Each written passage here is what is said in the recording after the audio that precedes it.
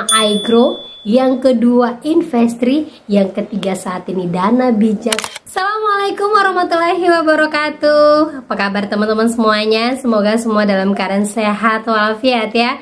Diberikan kesehatan dan kelancaran serta kemudahan dalam segala urusan apapun itu. Di hari weekend ini kalian makin semangat, makin kuat mental, dan makin lebih baik lagi. Amin amin ya rabbal alamin. Oke teman-teman, kali ini saya akan membahas tentang rame-rame pinjol PHK karyawan dan hengkang dari Indonesia. Wow, pinjol apa aja ini? Kita akan bahas satu persatu. Tapi sebelumnya saya harapkan kalian semuanya sudah subscribe channel ini agar channel ini terus berkembang dan dapat memberikan informasi terbaik buat kalian yang galbay. Oke teman-teman, ini dia buat kalian.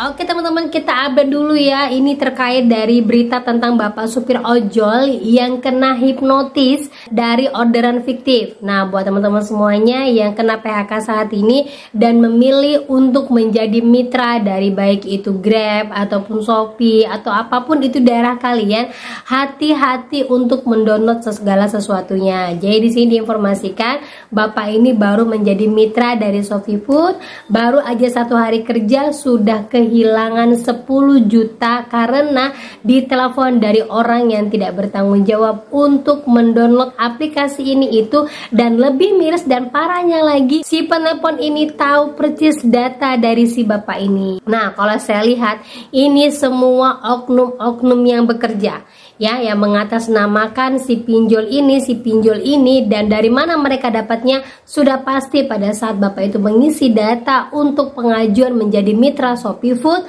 pasti di situ datanya sudah diambil. Paling banyak sekali bermain itu di Shopee, Kredivo, dan juga ada kami. Itu paling banyak sekali orang-orang yang suka ngambil data terus itu memanfaatkan, dan yang paling banyak sekali penipuan itu dimulai dari Shopee. Jadi hati-hati buat teman-teman semuanya yang mau mencari pekerjaan sampingan, mau mendownload aplikasi apapun itu, tetap hati-hati dan jangan terperdaya sekalipun mereka memiliki data kalian. Lebih baik tidak jadi masalah disebarkan datanya, tapi kita bisa mengantisipasi dengan mengatakan itu adalah penipuan dan kita tidak pernah menggunakan pinjol.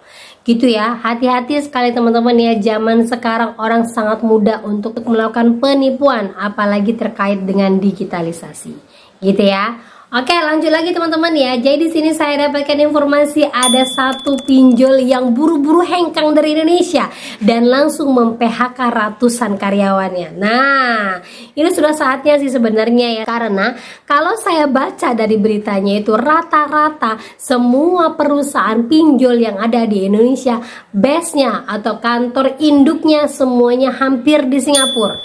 Wow, ada apa ya dengan Singapura? Mungkin dilihat Singapura itu kotanya kecil, tapi mereka punya orang-orang yang hebat katanya, dan akhirnya mereka mencari keuntungan dengan banyaknya orang Indonesia yang bisa diperdaya.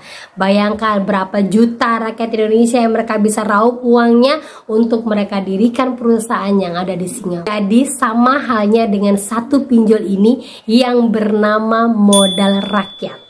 Nah, kita dapatkan informasi bahwa Modal Rakyat di bulan Agustus ini akan melakukan PHK besar-besaran terhadap salah satu perusahaan mereka yang di bawah naungannya itu terdapat pinjol Modal Rakyat. Kita ketahui Modal Rakyat baru-baru ini sedang dalam perhatian khusus OJK yang sampai ke persidangan karena apa? Lender-lendernya banyak yang belum mendapatkan uang mereka kembali. Ibaratnya bagi-bagi hasilnya belum dapat. Nah, ini sekarang ini mereka langsung mengambil langkah cepat agar tidak terjadi terlalu panjang, dan mereka memutuskan untuk mem-PHK karyawannya dan menghabiskan bisnis-bisnis yang bersifat tentang pinjaman itu di Indonesia dan memulai dengan bisnis-bisnis retail yang lain. Nah, itu informasi yang kita dapat ya teman-teman ya. Selain dari Modal Rakyat, saya pernah informasikan kepada kalian tentang TKB 90 dari satu pinjol yang awalnya tinggi tapi per Agustus langsung merosot jauh, yaitu bernama Dana Bijak. Nah, sudah saya informasikan juga kepada kalian, Dana Bijak saat ini sudah melakukan perombakan untuk pemegang saham, dan mereka mulai untuk mencari kerjasama dengan lini-lini yang lain untuk mempertahankan agar Dana Bijak ini ini tetap bisa up. Nah, ayo buat teman-teman semuanya yang masih galbay, kekuatan galbay kalian tidak akan bisa membuat perusahaan itu terus untuk berdiri. Kalau seandainya pinjol ini bangkrut, tidak ada di Indonesia, jangan khawatirkan dengan hutang kalian, karena yang akan melunasi hutang kalian itu adalah lendernya. Ya, sudah pernah nih diucapkan oleh pinjol mau guys, yang mengatakan bahwa setiap hutang nasabah yang masuk ke dalam slik OJK tetapi pinjolnya sudah tidak ada lagi, berarti yang wajib melunasi itu adalah lendernya.